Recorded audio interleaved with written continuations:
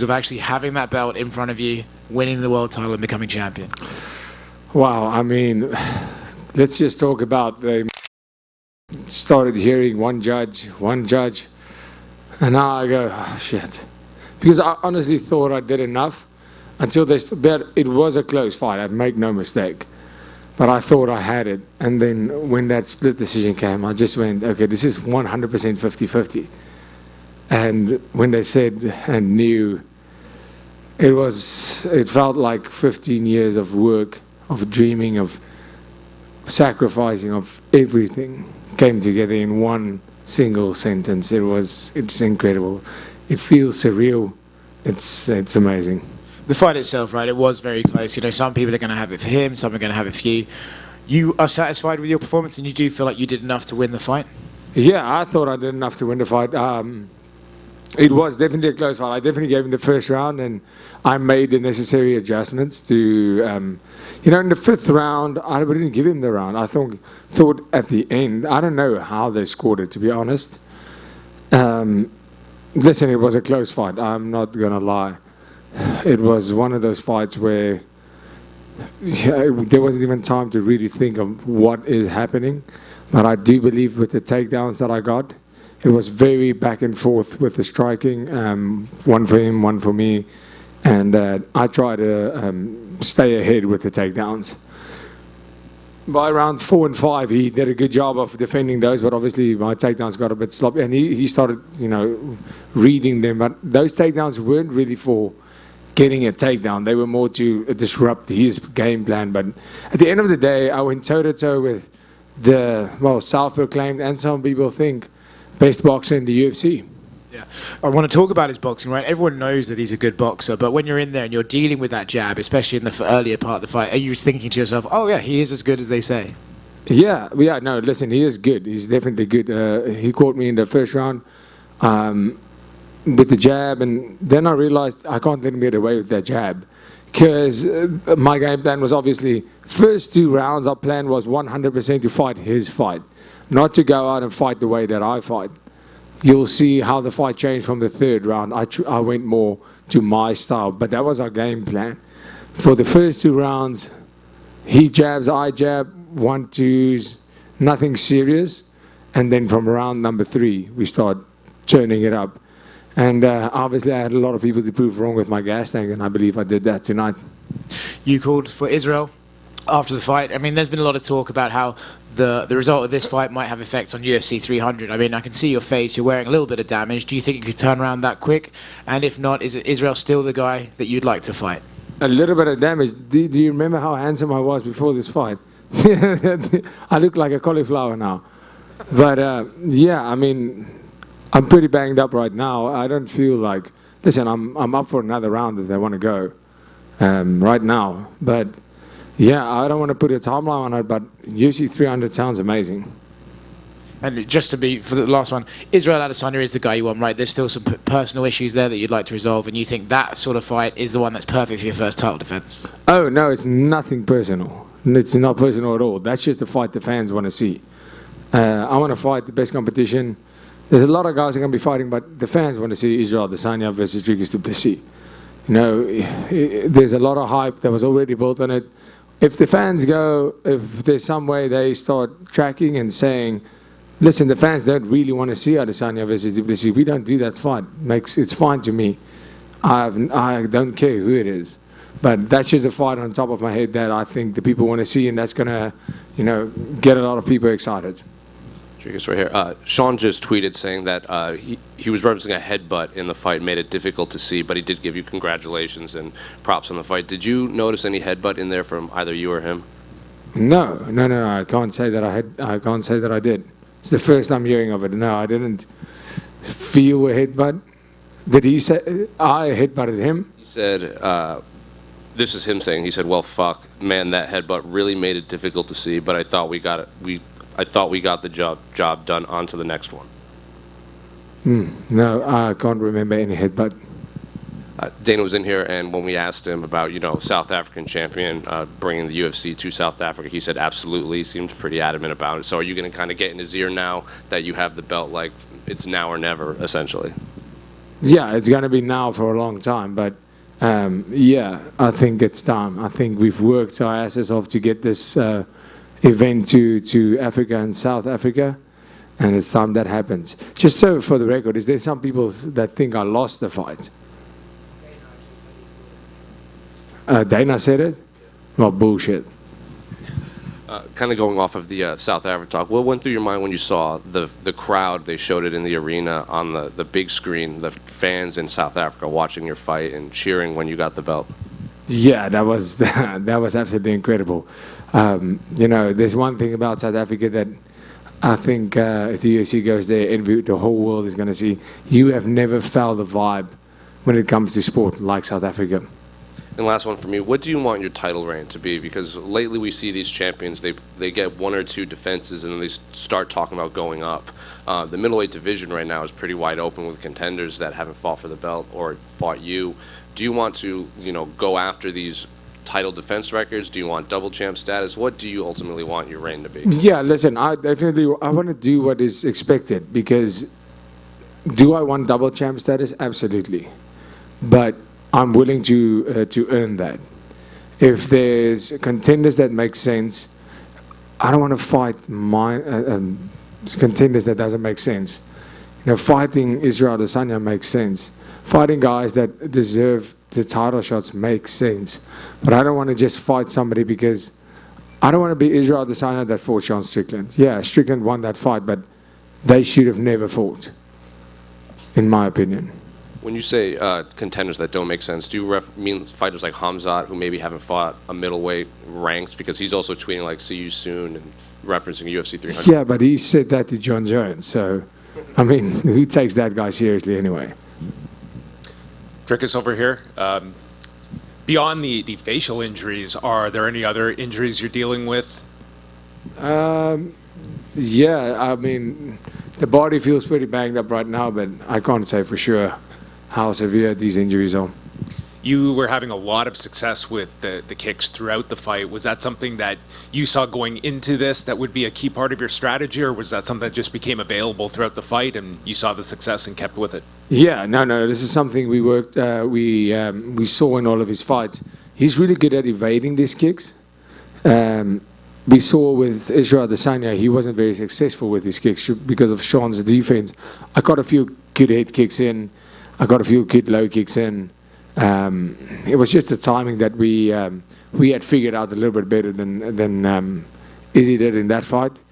But yeah, anytime you're going to fight a guy with a strong and good jab, I thought, my coaches, Coach Manofasa, he's obviously a genius when it comes to these things. We looked at the fight and said, that's how we're going to take care of a jab. And those kicks did start to hurt him by round number 3.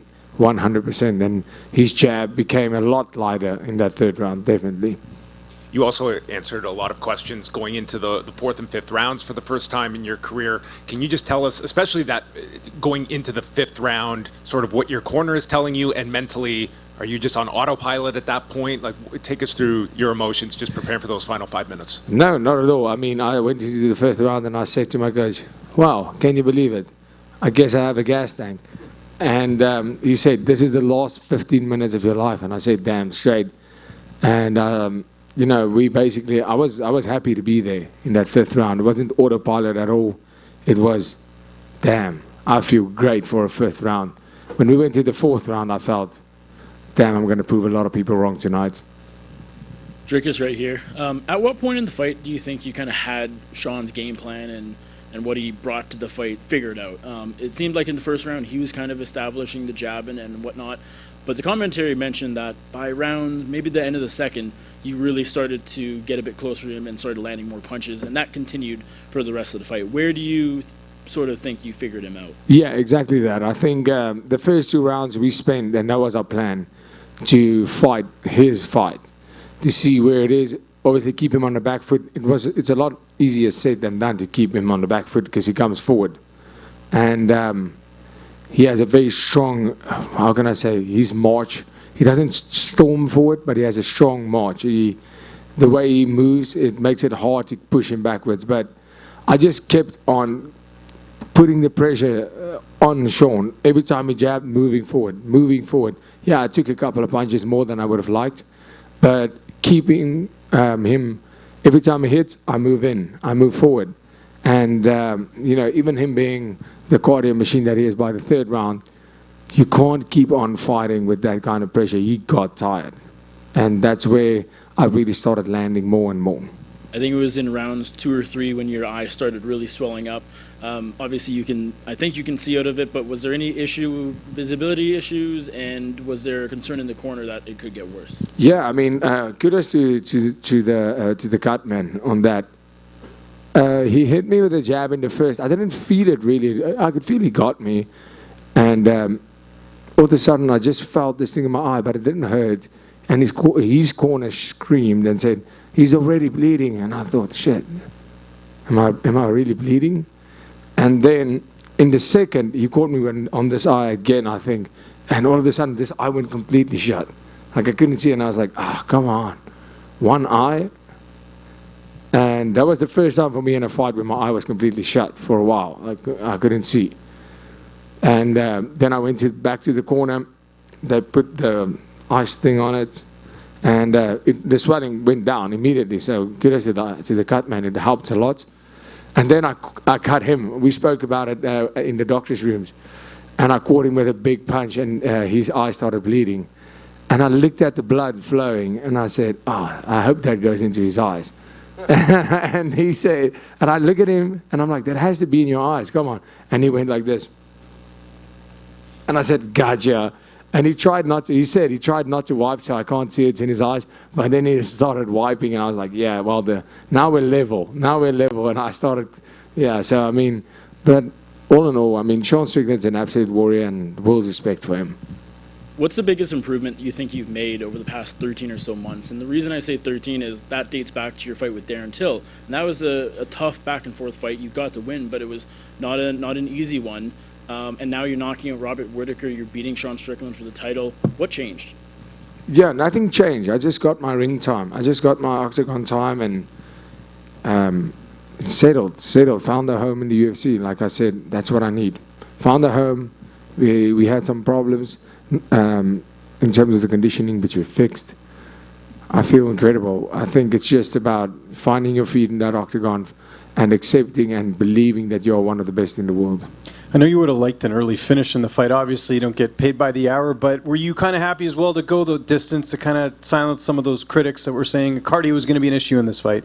Yeah, I mean, that's a big plus point for the fact that we went 5 rounds, is the fact that I could, hopefully my cardio is the discussion of the past. If not, keep on doubting. I don't care. At your own demise, of course, but if I'm going to do a decision like with the Brad Tavares fight, I said if I have to go to a decision and I have to do it this way, any day of the week. I mean, I haven't watched the fight, but we got fight of the night, and it sounded like it was a banger. And in that case, I'm more than happy to go the distance. How big of a boost was it? Your teammate won last night at Unified. And that story in itself was kind of crazy with him coming to Toronto with you, getting the phone call, getting the fight, and getting a pretty big win there. How much did that kind of give you a little bit boost going into to the title fight tonight? Yeah, I mean, I'm really happy for Mark. Mark Hume, I honestly think he's the next guy to come in. He didn't get a finish last night, but, it was a 10-day notice fight for him. And he did what he had to win that fight, so I'm really happy for him, and hopefully he gets opportunity soon. And to be here representing my team, Team Shite in Pretoria,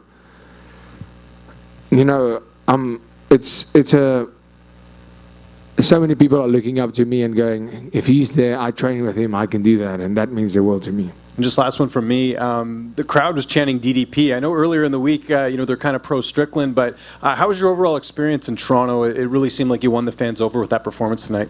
Yeah, I love Toronto, I have to say. It's amazing. I'm staying a couple of days extra. But, yeah, I mean, Toronto, this whole week I said, they might not be fans of me, but I kind of like it here. Dricus right up front here. Just to sort of follow up on that question, could you sense during the fight that the support was changing a little? Because I could tell you, it seemed very pro-Strickland at first, and was till the end as well, but then your cheering section got super loud. Could you sense that while you were fighting? Yeah, no, I heard it when they started DDP. I was like, oh man, these guys ain't loyal. If the UFC were to go to South Africa, would it have to be Johannesburg or Cape Town? Is there another city I'm just neglecting to mention? Would have to go to those? No, yeah, well, it'd probably be Pretoria, Johannesburg, Cape Town, one of those. But I mean, there's a lot of great places the UFC can go in South Africa. And there's been a lot of great athletes to come out of your country. Where do you feel this ranks you among the best athletes that South Africa's ever produced? That's a very, very hard question. Right now, one of the best, and like I plan on being, I want to be known as the greatest ever. Dricus, right here. I know you had mentioned a little bit ago maybe the possibility of the future of being a double champion. That's an aspiration and a goal. The light heavyweight champion Alex Pereira was in Sean's corner tonight, and that news seemed to come out like a couple hours before the fight. Did you notice him there when you, I guess, were waiting for Sean to come out? And what did you think of Alex cornering Sean tonight? No. I didn't notice him at all until I saw him in the cage after the fight. And yeah, well, whatever. Are you a little surprised that he would jump in there and do that? Yeah, no, I'm not.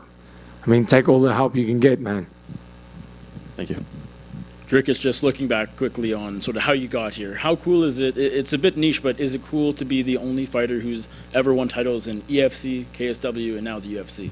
Yeah, that's pretty amazing. To go out and say every single organization I've ever fought in, I've been a champion. That's great. I mean, it shows consistency over a whole career. It shows consistency over my career since the age of 19. I've always had the aspiration, no matter where I am, no matter where I fight, to be the best. Keith Whittier of Ottawa Life Magazine, congratulations on the win and realizing your dream. What is the next week going to look like for you in terms of like the celebration? Jeez, I don't know. I'll probably go. Yeah, I'm going to drink a lot of beer. That's about it. That's how much I can answer you. It's going to be. I'm going to be in Canada and enjoy the food scene. Definitely eat a lot. Enjoy the Super Bowl Sunday. Or is it now? It's Sunday's tomorrow, right? No. But I mean, it's the playoffs now, right? Yeah, that thing. We don't have football in South Africa, so. But I know when they play, it's amazing. The vibe is awesome, and basically any situation where I can drink beer, it's going to be great. So there's going to be a party, and the food scene in Toronto looks amazing. So I'm going to test that out, and then we're going to South Africa, and then the real party starts. Nice. And a very touching moment in the octagon after with your family. I wonder if you could touch on that, because you spoke about bringing about 100 or so people over for the fight, and obviously it turned out the way that you wanted. It was wonderful seeing you with your family inside the octagon after.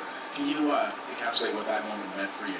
Yeah, absolutely incredible. To have my mom and dad there, both my brothers in my corner, meant the absolute world. My dad, my first amateur world title, I fought for a K1 world title in Slovakia when I was 18 years old.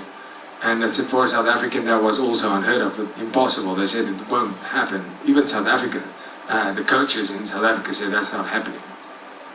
Because we just don't compete at the level that these guys do. And I made it happen. I became a junior world champion. And I promised my dad that one day I will give him the UFC world title. I promised that. And to be able to see how proud my dad is of me and all the support and love that my mom and dad has been giving me my whole life, my whole career, and they supported this. They wanted this just as bad as I did. And to be able to give them this belt meant the absolute world. You getting a parade? I don't know. I'll see. That'll be nice. I would like a parade. Thank you so much, guys. I appreciate all of you.